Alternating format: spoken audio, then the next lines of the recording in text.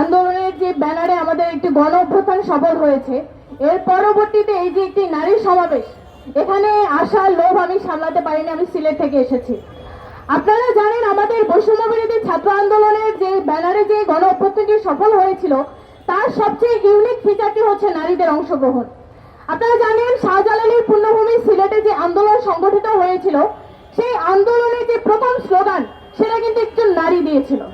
আমাদের সিলেটের মতো একটি জায়গায় নারীদের যে অংশগ্রহণ এই গণ অভ্যুত্থানে শুধুমাত্র আন্দোলন নয়, আন্দোলন পরবর্তী সময়েও নারীদের যে সক্রিয়তা, নারীদের যে রাজনীতির সাথে সম্পৃক্ততা, নারীদের মধ্যে যে রাজনৈতিক সচেতনতা, এটা কিন্তু বিস্ময়কর। আমরা জানি গত 15 বছরে আওয়ামী ফ্যাসিস্ট আমলে কিন্তু উইমেন এম্পাওয়ারমেন্ট, ফেমিনিজম, নারীর উন্নয়ন এসব বানিয়ে কিন্তু আমাদের শোনানো হয়েছে। কিন্তু গত 15 বছরে এই ফ্যাসিস্ট আওয়ামী শেখ হাসিনার দলের মাধ্যমে কোনো ধরনের স্ট্রং একটি লিডারশিপ কিন্তু বাংলাদেশের মানুষকে দেখাতে পারেনি।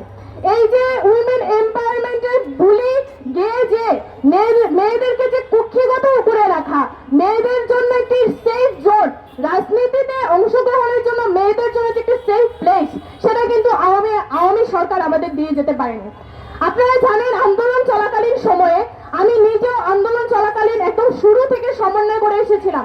তো আন্দোলনে অ্যাক্টিভ ভাবে সমন্বয় করার জন্য আমি সহ আমার সাথে যে নারী সহযোদ্ধারা ছিল, তাদেরকে কিন্তু ব্যাপকভাবে পুলিশে হয়রানির ছাত্রলীগ দ্বারা প্রতি দেওয়া হতো।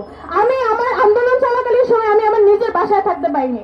18 জুলাই সাবিপ্রবিতে যখন প্রথম হামলা হয়েছিল, সেখানে আহত হওয়ার পরেও আমি আন্দোলন শেষ হওয়ার আগ পর্যন্ত আমি আমার নিজের বাসায় যেতে পারিনি। এইরকম শুধুমাত্র সিলেট নয়, সিলেটের কোনো সমন্বয় পর্যন্ত এটা কেন্দ্রীভূত ছিল না। পুরো বাংলাদেশে যেখান থেকে নারীরা সক্রিয়ভাবে অংশগ্রহণ করেছিল, সেসব নারীকে